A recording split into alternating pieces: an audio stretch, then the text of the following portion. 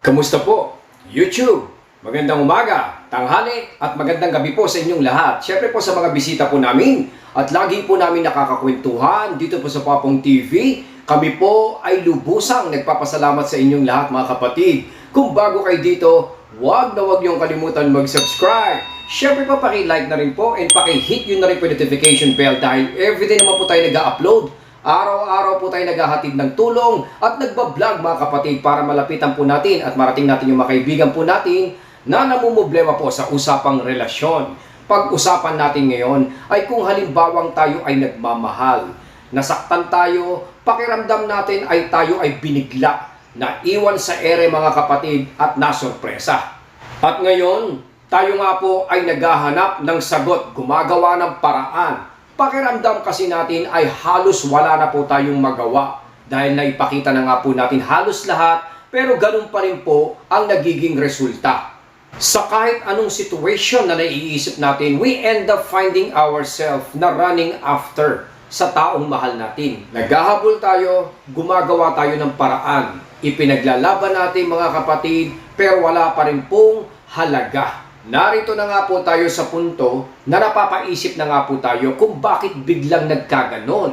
Bakit all of a sudden ay biglang bumaba ang tingin niya at nawalan siya ng gana sa atin. Tipong na maligno mga kapatid at parang nagmamadali talagang kumawala at lumayo sa atin.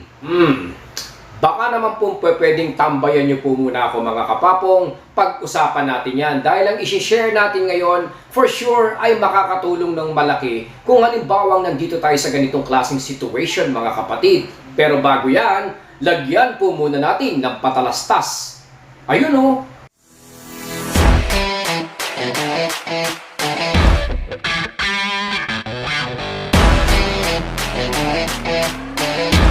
Welcome back! At magandang araw po sa inyong lahat mga kapapong. Bago po tayo mag-proceed, gusto ko po muna sana maglambing na paki-like and follow naman po tayo sa ating Papong TV FB page. Dahil dito po tayo naglalagay ngayon ng mga short video, latest update po natin at mga bago nga po dito po sa Papong TV.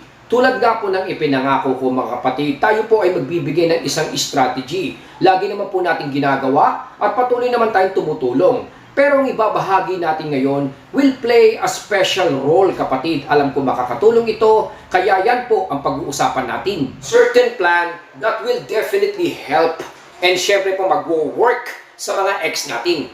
Pero gusto ko po muna sanang ipaalala at linawin at dapat maintindihan natin mga kapapong na sa ngayon na sigurado naman po ko na sobrang mataas ang nararamdaman niya ngayon. Kumbaga yung trato niya sa sarili niya, yung tingin niya at sobrang baba nga po ang tingin niya sa atin. Siguradong tingin niya na siya ay nasa upper hand, higher value, more attractive at kontrolado nga po tayo. Basically because of one simple reason.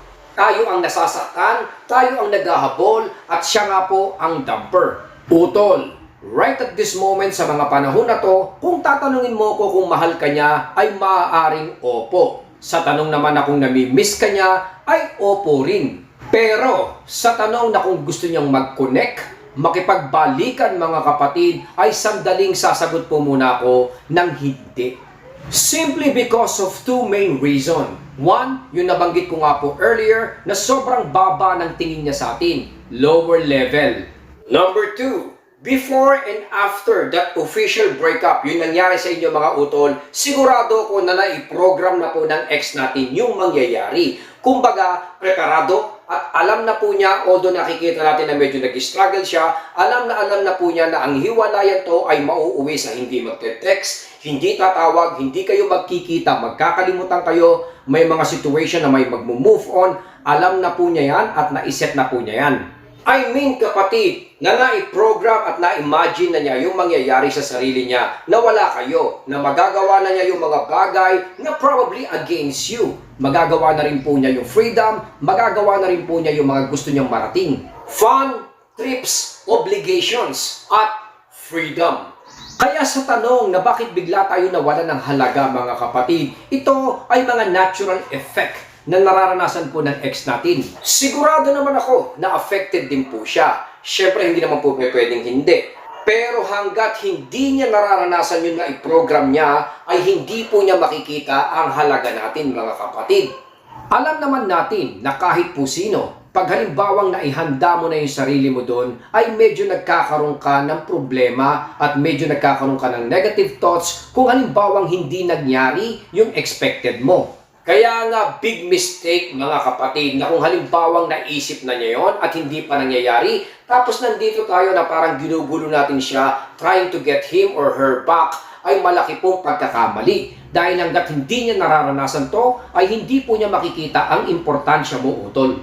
To tell you honestly, close to impossible ang mga sitwasyon o senaryong ito mga kapapong na pinipilit natin balikan ng ex natin nang wala pa po sa panahon. Kaya most couples ay nagkakabalikan at nagsasucceed pagkatapos lang po niyang ma-experience muna yung mga pinili niyang gawin. Hanggat hindi pa po nangyayari mga utol, napakalabo po. At alam naman po natin na pagka pinilit natin, for example, finorce natin without him or her understanding yet, na kung wala pa po siya dun sa point of realization, ay parang inimbitahan lang natin yung ex natin. Nasaktan tayo ulit. So ang tanong, bakit po natin pinipilit na balikan o hangarin ang ex natin? Well, kung alam naman po natin na it will not logically work mga kapapong, hindi rin po gagana. At kumbaga, may mga pains pa po kasi, may mga anger, emotions, hindi rin po magsasucceed eh. Kaya kailangan palipasin po muna natin, hayaan po muna natin siyang ma-experience yung pinrogram niya nang wala kayo. Isa pa pong malinaw at medyo mabigat dito mga utol ay yung pinapaliwanag ko kanina na imposible din pong mangyari na siya ay makipagbalikan at makipag-reconcile sa iyo at this point na sa mga panahon na to na mataas ang tingin niya sa sarili niya at napakababa niyo kapatid. Kailangan po muna nating lumebel at maramdaman po muna niya na balance kayong dalawa at least. To make it clear mga utol, hanggat hindi kayo pantay or hanggat hindi ka mataas sa kanya utol, ay hindi po niya kayo i-consider kapapong. So clearly, na kung babalanse ka, papantay ka, same level o hihigit pa sa kanya kapapong, ay dun ka lang po niya ibabalik, dun ka lang po niya mapapansin, dun lang po manunumbalik yung love and understanding na kailangan mo utol.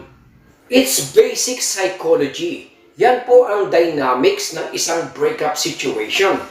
So kapapong, alam na po natin na kailangan palang ibalanse. Pag-usapan naman natin ngayon kung paano bibilis ang dynamics na to. Paano ba talagang biglang mahahalata niya? Biglang mapapansin niya na kayo po ay may value na sa kanya kapatid.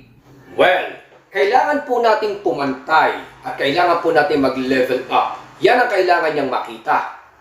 Pumantay o lumamang kaagad sa kanya by effectively letting him or her feel na may kakayahan kang mag-move on. Kaya nga po kung kayo po ay nandyan at lagi niyang nararamdaman mga utol, alam niyang hindi ka makakagalaw or makakapag-move on hanggat wala siya sa buhay mo. Tandaan, hindi po natin kailangan iparamdam na hindi na po natin siya mahal. Bakit? Hindi po siya maniniwala dito mga utol.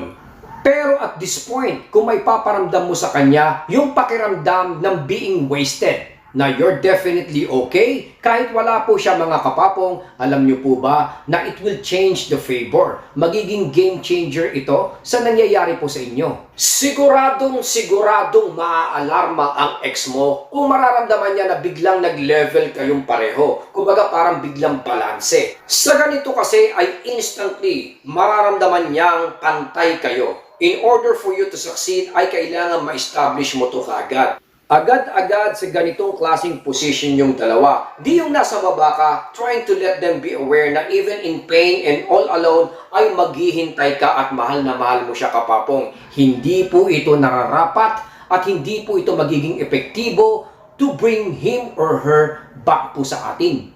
Pakita mo kapatid na kayang-kaya mong mag-move on. Yan po ang pinakasusi para kayo ay maging magka-level. Kasi hanggat hindi kayo magka-level at ikaw ay nasa baba mga utol, hindi niya makikita ang halaga mo. Malinaw naman po yun na dati naman nung bago kanya niligawan or bago mo siya sinagot, bago naging kayo kapatid ay sobrang taas ng tingin niya sa'yo. Kumbaga na halos pantay kayo, nagagawa niyo lahat ang gusto niyo, na-express niyo ang emotions at pagmamahal niyo. Ngayon, sa mga panahon na to mga kapatid, ay siya ang nandun sa upper hand dahil siya ang dumper. Doon po tayo nahihirapan at doon po tayo nakakabuelo. Mangyaring mag-focus lang po tayo na i-balance ito mga utol at magbabago po ang takbo ng situation mo sa ex mo.